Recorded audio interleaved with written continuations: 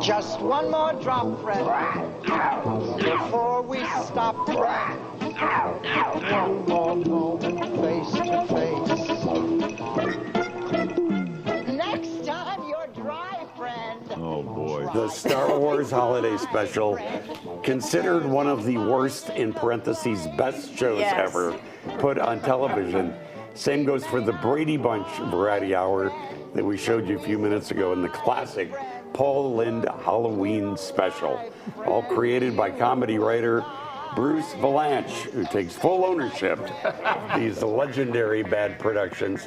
He's also written for 25 Academy Award shows, which won him 2 Emmys. He's a fixture on Hollywood Squares, and he is sharing his stories for many years in show business. His new memoir is called "It Seemed Like a Bad Idea at the Time." Bruce joins us here. Thank you for showing that work of rare genius. I can't believe anybody thinks those are bad. Those are so fantastic to watch. It's become that. I realized that when I started doing podcasts during COVID, and all these people who were born way before, after these shows were made, would ask me, "How did this happen? Who said yes to this? Yeah. And have they paid their debt to society?"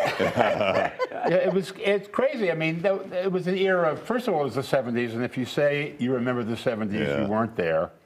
A lot of these were conceived in clouds of smoke. Yeah. And it was just kind of what we did back then. And we thought we had, buried them, but evidently the grave was too shallow because people found them on the internet and they began asking me about them. And I thought, gee, there's a book in this. I wrote all this bad stuff and survived. But you know what? The Star Wars was so hot. It was. At the time, it was perfect. Your special was perfect. It was a year and a half after. The disco and theme from Paul Lynde. Perfect. I think George wanted to keep stirring the pot because he knew the next movie, The Empire, was going to be darker. Yeah. And it was going to have Jung and Yoda and all of this stuff. And so he was very concerned, and he wanted to have something lighthearted. And he sold him this idea for an original musical. Now, I don't think he knew anything about variety TV. If he had, he would not have sold them a show starring the Wookiees, who cannot sing, dance, or even move in their costumes, or speak any known language in any universe. That's "Hi, honey, I'm home."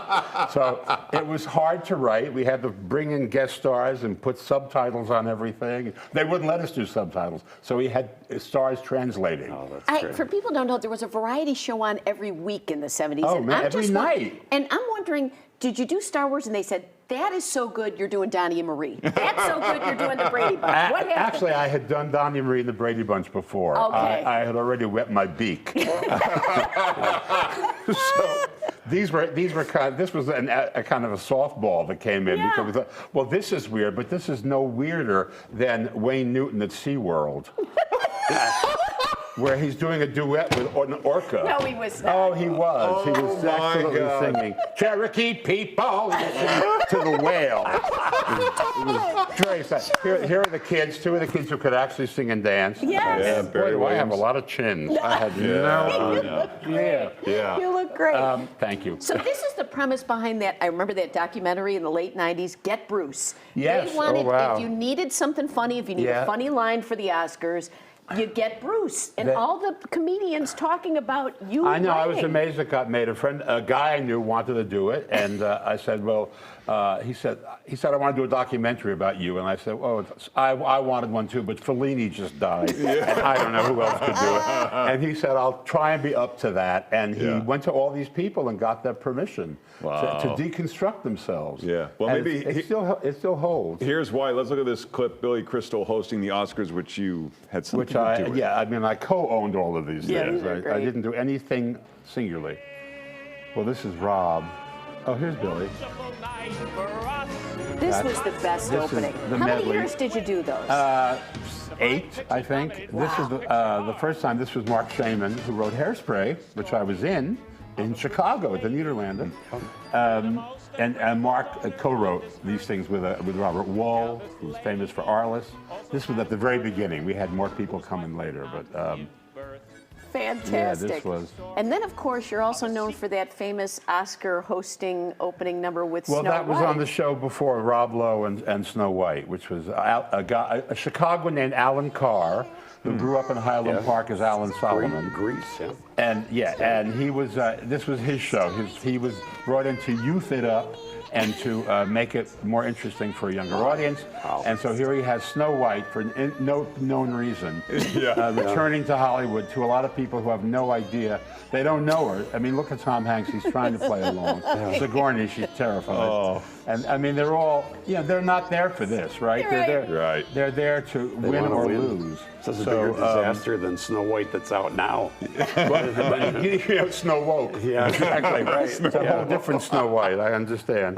Do you have like special moments that you wrote for the Oscars through the year? Oh yeah, I do. I mean, the ones I remember, the ones that we couldn't get on the air, that were, Steve Martin had a joke that we at the first monologue he was going to say, "I have good news and bad news. The bad news is my fly was open throughout the entire monologue. The good news is the camera puts on 10 pounds." And we got it past the censor. Everybody said great, and then at the last moment, he turned and said, "I can't do it." Oh, and, no! I was mortified. But that's the stuff I remember. The stuff that didn't make it. Yeah. I mean, there were so many great moments, and if I start taking credit, I forget. Oh no, this one wrote that, and I was in the room, the room where it happened. And I look at all these variety shows. I keep thinking, what didn't get made? Truly, when you look at like Pink Lady and Jeff, Pink Lady was two Japanese ladies who reminded me of a movie Mothra, which is about a giant moth that two Japanese ladies sing to and they control.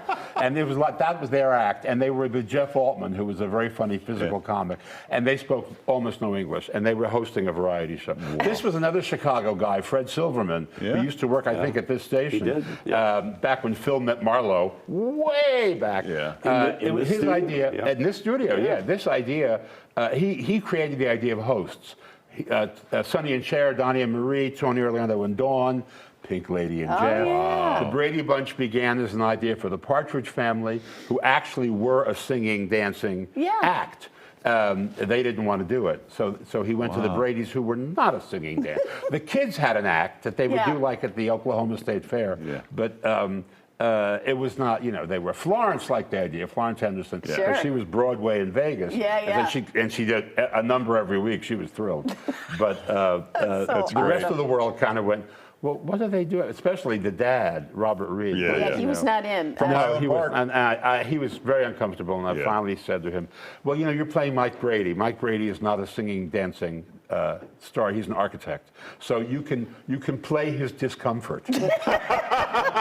And that covered every bad move he made because he was in character the whole time. And you're known for wearing your T-shirts and your glasses. I love this one. Can we see this? This is Whoopi, of course, and Ghost. And we were on Hollywood Squares together. I was just to the left of Whoopi, if that's possible, up on the square, and I was just on the View, so an homage to Whoopi. Nice. Oh, so good. Very nice. Bruce is going to be at Carnival. You can check out his site. We're going to have we're having a little party. That is nice. We're having a little party because there's the book. That is going to be a good read. It's it's funny because I could have concentrated on the hits, but everybody else does that. That's so great. I got a great collection of flops. That's great. So good to have you, Bruce. Great to see you, Bruce. Thanks.